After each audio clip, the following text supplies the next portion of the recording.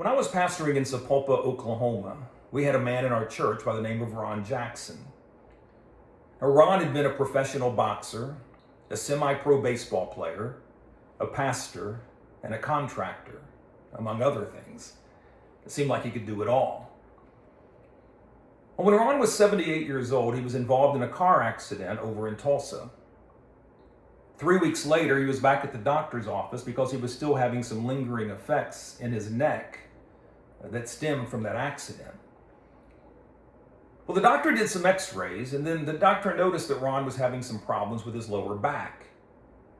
But Ron told the doctor not to treat that because he said that didn't come from the car accident. He said, I've been dealing with that for years. Well, then the doctor noticed that Ron was having some issues with his right foot. Again, Ron said not to treat it. He said, because that didn't come from the accident either. He said, I've been having that issue for 7 or 8 years now. So Ron told the doctor not to treat either one of those injuries because he said neither one of those would be covered by the insurance. Well, 3 or 4 days later, Ron said he got a phone call from the insurance company. And the lady said to him, Mr. Jackson, I've been doing this for over 20 years.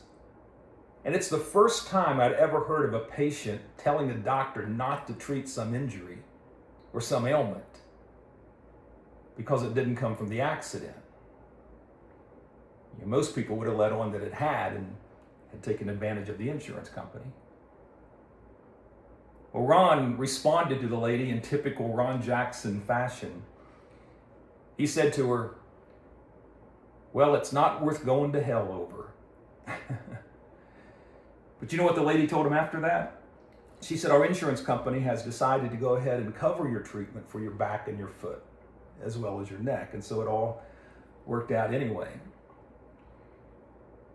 Well, Ron Jackson passed away in June of 2023 at the age of 83, always living out his life of integrity. And I hope his story will be an encouragement to you to be a person of integrity, to be honest in your dealings and always seek to do the right thing. Thank you for watching, and be kind.